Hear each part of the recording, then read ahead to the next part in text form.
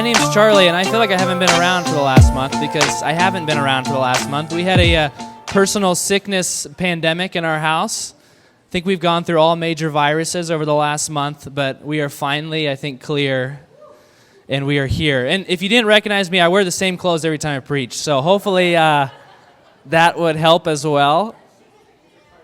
The shoes are new, but it's because my other shoes are packed in a pod container currently. Speaking of a pod container, I'm moving to Washington, D.C. area in the next week. Not just me, my whole family, I should say. And in the move, we had to get a giant 16 by 8 by 8 container. The person online looked at our house size and said, "Are you sure you only need one container?" I said, "Well, that's all I can really afford, to be honest." So we fit all of our stuff as much as we could in that one container, but the first thing that had to go into the container was the piano. Piano is our one prized family possession. It was Keaton's mom's piano or grandma's piano. It's been passed down. Hopefully it will make it to Washington, D.C. We will find out. But over the last couple of years, Clark, my son, he's gotten really good at piano. He's played for a couple of years. He takes lessons every week. But there's actually a secret piano player in our house, my daughter, Cosette. Cosette doesn't really want to take lessons, doesn't want people to tell her what to do. Anybody like that in here? All right. But one day she gets up to the piano and she begins to, she sits there and she talks to Henry, our youngest, says, "Henry, what song do you want me to play for you?" It's like, oh, that's cute. You know, she's going to make up a song. And he responds with "Doo-doo Shouk," which is Baby Shark. And then immediately, just from listening with her ear to the notes or the keys, she begins to play the song. It's like, oh, this is pretty amazing. And then she's like, "What other songs do you like?" And then she continues to play song after song just by listening with her ear.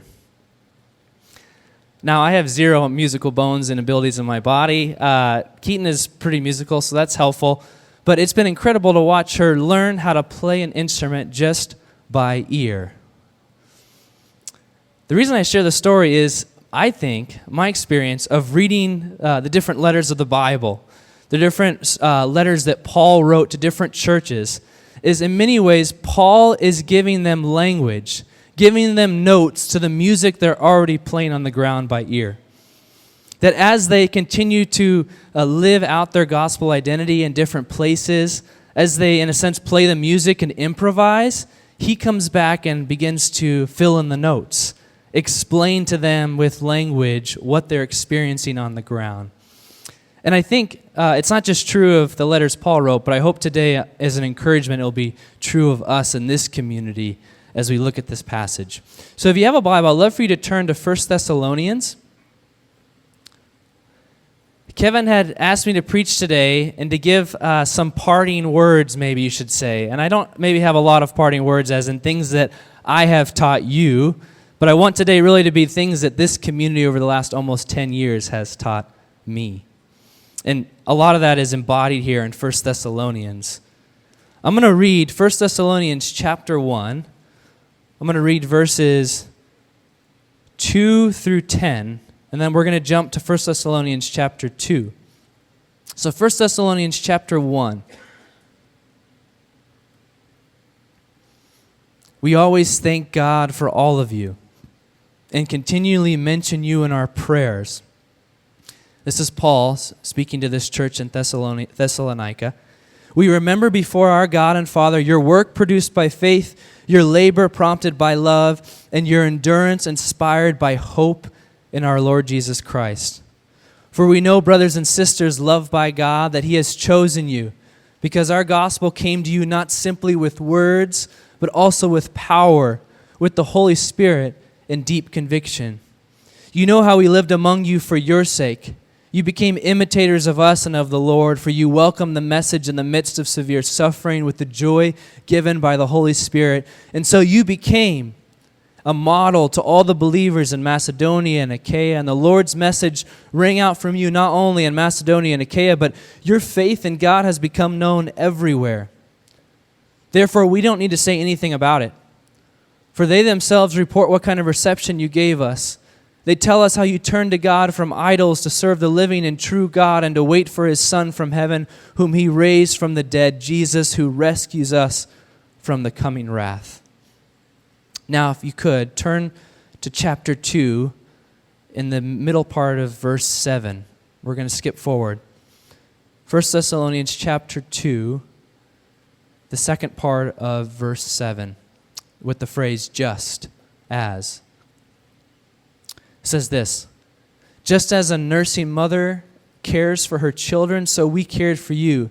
Because we loved you so much, we were delighted to share with you not only the gospel of God, but our lives as well. And surely you remember, brothers and sisters, our toil and hardship. We worked night and day in order not to be a burden to anyone while we preached the gospel of God to you.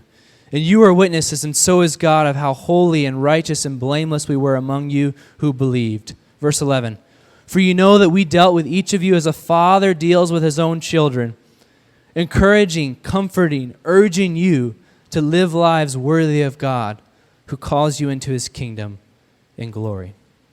This is God's word. Missio, I think these words that were as true about this community in Thessalonica are true of you. Are true of you. And so I'd love for the next couple of minutes for you to turn to some people around you. You just heard a part of 1 Thessalonians chapter 1 and a part of 1 Thessalonians chapter 2. I'd love for you to turn to the person next to you or some people around you and share how you've seen these words true of this community. Forever, whether it's your first couple of moments being part of this community or you've been part of it for over a decade. How do you see these words embodied here? How do you see the music that we've been playing on the ground given language and notes here from Paul speaking to this church? All right, so turn to people around you. How do you see this true of our community? All right, I'm going to hold the mic. I'm going to pass it around. I'd love to hear from maybe 2 or 3 people. How have you seen a glimpse of what you see here in Thessalonians true about this community? I could tell you story after story, but I'll let you do the sharing. So I thought about how in chapter 1, it said, you became a model to all the believers in Macedonia and Achaia, and the Lord's message rang out from you. I was thinking about how there's a lot of hosting that gets done by this community of either Soma School students or even outside of that, and then there's a lot of sending from here to around the world, and just how like people come here to be encouraged, taught, built up, whatever, equipped, and then sent to all around the world. It's pretty awesome. Who else? I was thinking of the phrase in the verse that we didn't just share the gospel, but we shared our lives as well. And that being like 100% what I think of when I think of Missio. And hold back the tears. Hold back.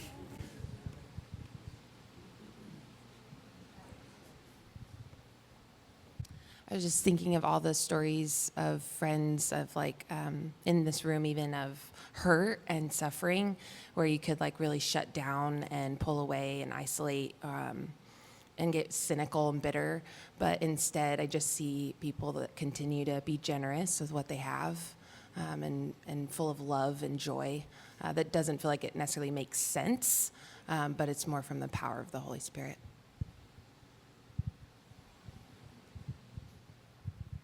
In verse 10, it talks about even just waiting for his son. And I feel like there's an earnest sense of that in this community. Like, we're not just here kind of enjoying our lives and what it is, but I think there is, probably because of some of the suffering and stuff that Brittany mentioned, like there's a pressing towards that, and then creates an earnest waiting for Jesus. So these are just little glimpses of how these words here that were written thousands of years ago, I think, are true about this community. And it's true about my experience over the last almost 10 years. I think one of the first passages one of the orienting passages of this community when I joined back in 2016 was this passage, 1 Thessalonians. I think it's what led me there. And that phrase, not only to share the gospel, but our very lives. You've embodied that. And we're about to start a journey to Lent and then to Easter, and it's going to be in the way of the cross.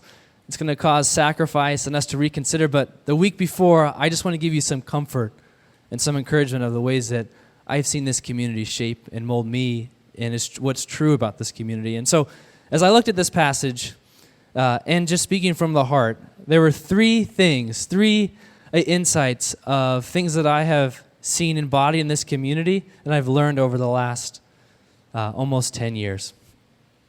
So about 3 weeks ago or so, I wasn't here. I got to listen to it on the podcast. But Isaiah shared very vulnerably about his love for Golden Corral. One of the greatest starts of a sermon I've ever heard. And what vulnerability and courage it took to share that out loud. Well, I have a story to share, not about Golden Corral, but about Boston Market. Anybody Boston Market fans in here? So just about 9 years ago, I was lost in many ways. I didn't know what I was doing, and I met someone who was a leader of this community, Chris Gonzalez. And Chris invited me. I thought it was going to be really fun to maybe a cool coffee shop or something, but no, he invited me to Boston Market to have lunch there, the one off of McClintock and Southern. And as we sat down after we got our corn and our cornbread and our sweet honey ham and whatever else that, I don't even know if he probably ate. I think he made me eat, but he just sat there. But we sat down and we started eating. He pulled out a napkin, like literally one of the napkins there, and he drew out for me the story symbols that I had never seen before. And then he also drew out our identities that come from this story. And I remember I had been a Christian for my whole life, but for some reason in that moment, I, for the first time, really recognized that I have been given these identities rooted in this story. And these identities do not change, they're permanent. And I would say this, one of the things I've learned most clearly from this community is that our assignments are temporary. All the assignments of life, they're temporary. They come and go, but our identities are permanent. And if you've been part of this community long enough, you will experience change. Part of any community, especially living in the West and the global mobility that we have, where people change and move and leave and come and go, and dreams get started and dreams are crushed. Like, things are very temporary, but our identities of being a family, being servants, being missionaries, ambassadors, and being learners, those things are permanent. They do not change. And so my encouragement for you this morning, even as we look at this letter, is if you look at Paul's life and his missionary journey, it was not a linear line. You ever seen that thing where it's like, what does real success look like? And it's like a graph, and it's not like a straight line. It's like runs like this, and then it goes forward. Like that's kind of Paul's missionary journey. There was a lot of change and disruption, conflict, things not going his way, but he was rooted in his identity, which was rooted in the story. Our assignments are temporary, but our identities are permanent. So hold loosely to those assignments, whatever they are in this season, and hold strong and fast to your identity.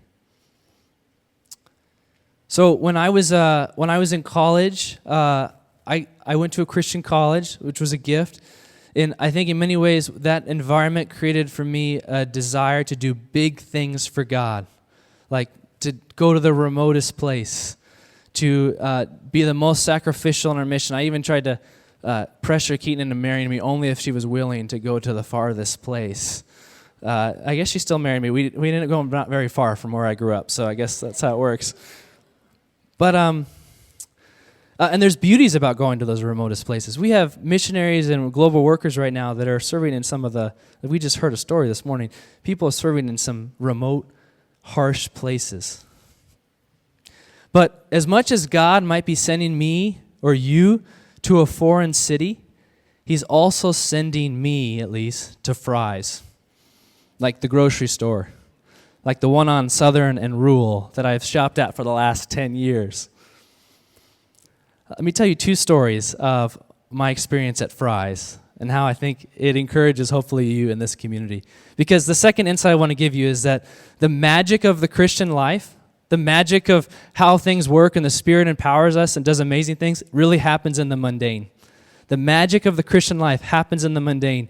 Before the pandemic, so I don't know, however many years ago that was, Clark and I would do most of the grocery shopping for our family. And we decided one day, more me, but I invited Clark into it, that we were going to be really intentional with our grocery shopping, and we were going to see the same cashier every single time we went in. Like if she was working, like we were going to choose her line, and we were going to be really intentional about getting to know her and listening to her and asking her questions over however long she's at that Fry's. So we started, and we developed this relationship with this woman who was one of the cashiers there, and I just would do this intentional effort of like trying to remember details of what she shared about her life and her story and her experience, and we would just make sure we were trying to encourage her every time we came in. 2 years go by, and she sees me one day and she says, like, I have such sad news for you. I'm moving. I actually am moving to the East Coast. My husband got this really great job with, I think it was with Johnson & Johnson at the time. And yeah, good last name. And she shows her story as she's moving, but she's like, hey, I want to actually come to your house before I leave and give you a gift.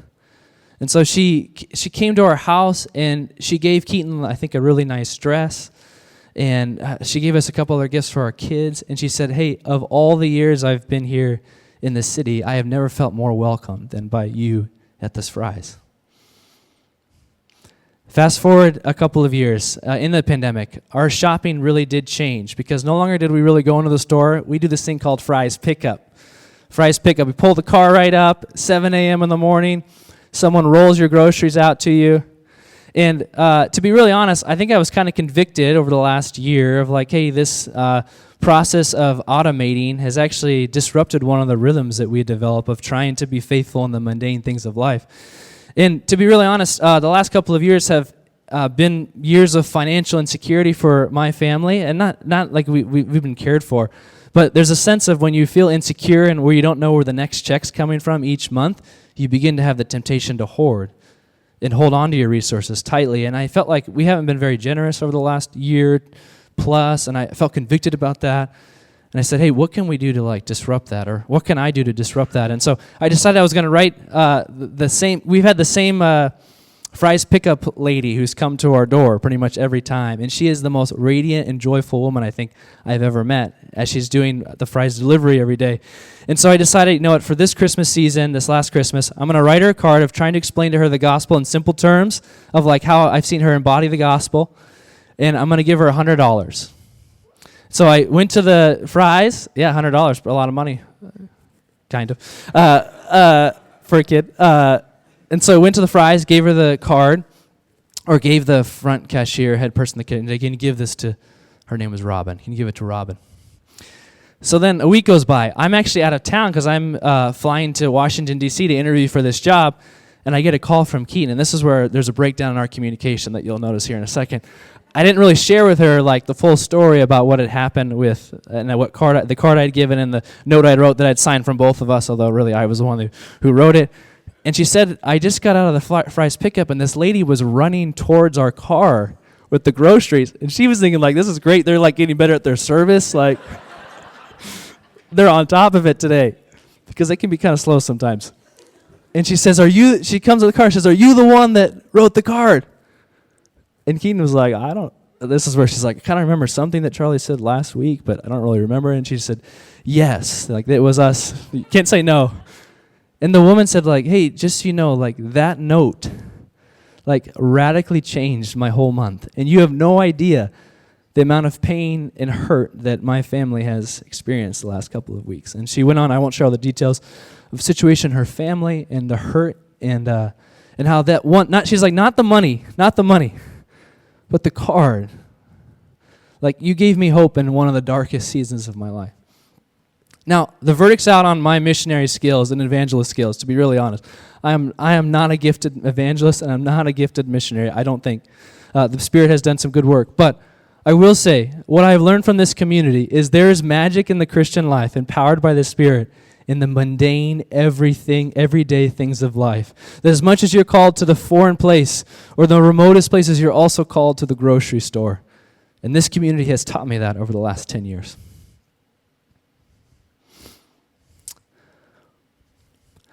So I came to the realization the last, 5 or 10 years, that I grew up I grew up pretty privileged to use that word, and it can be something I'd be ashamed about, but it's truth. And I love that I actually grew up in the home that I did. I had parents that stuck together, that are still married. My dad, because of the work that he did, we had like all kinds of incredible opportunities as kids.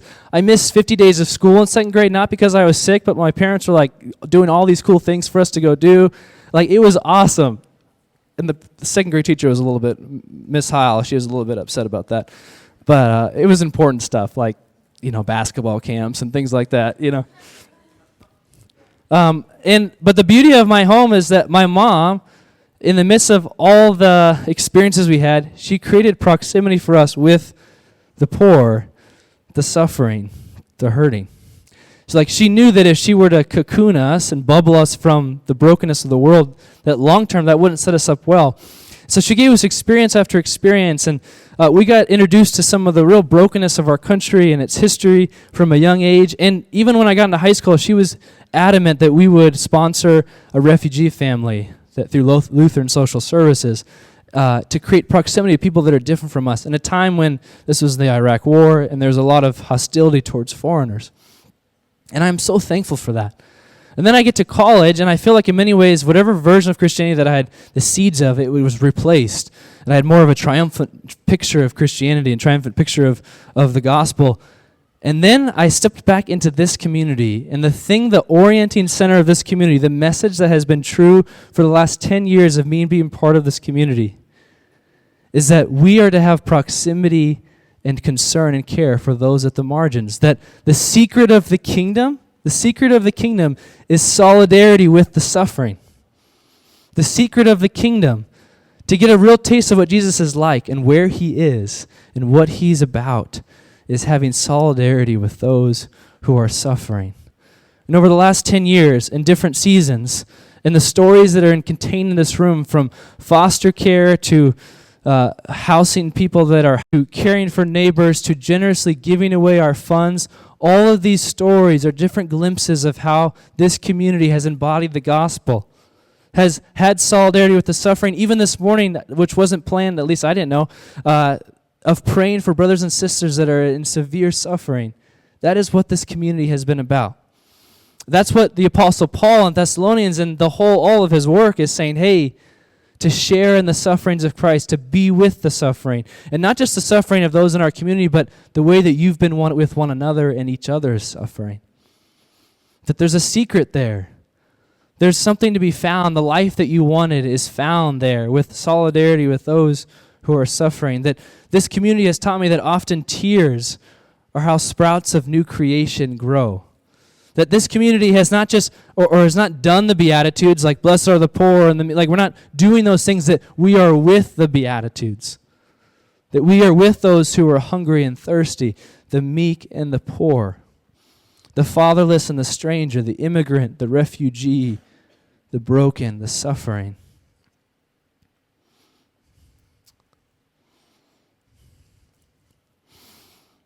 So that's, if I were to boil down my experience of this community, is those three things. That our assignments are temporary, but our identity is permanent.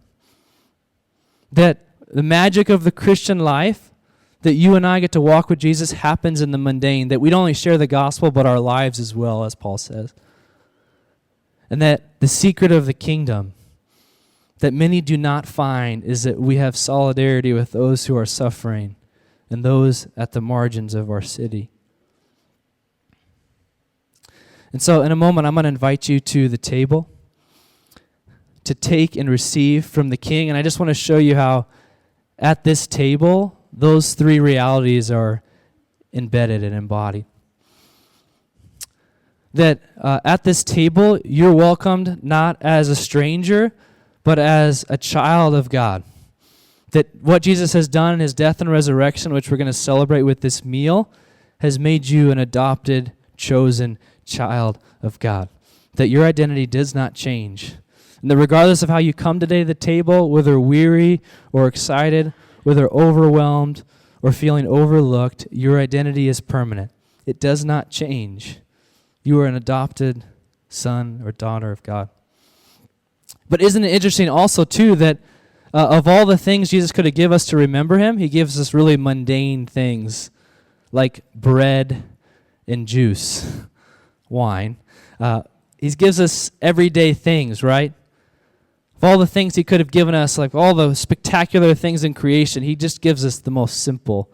He says there's magic here in the mundane, that by the Spirit, actually, as you eat this bread and you drink this juice, that you get to experience the resurrected life that Jesus has for you. And lastly, the table represents not a journey of triumph or conquering, but a journey of suffering and the cross. That as you come to the table and you drink from Jesus and you eat from Jesus, you embody also his suffering and what he took in the cross and in his resurrection, and that you and I now are in union with Christ, that we get to share his identity and share in the way of the cross as servants of our city and servants of one another. It's all here at the table. And so I'm going to invite, Nick Johnson's going to serve with me.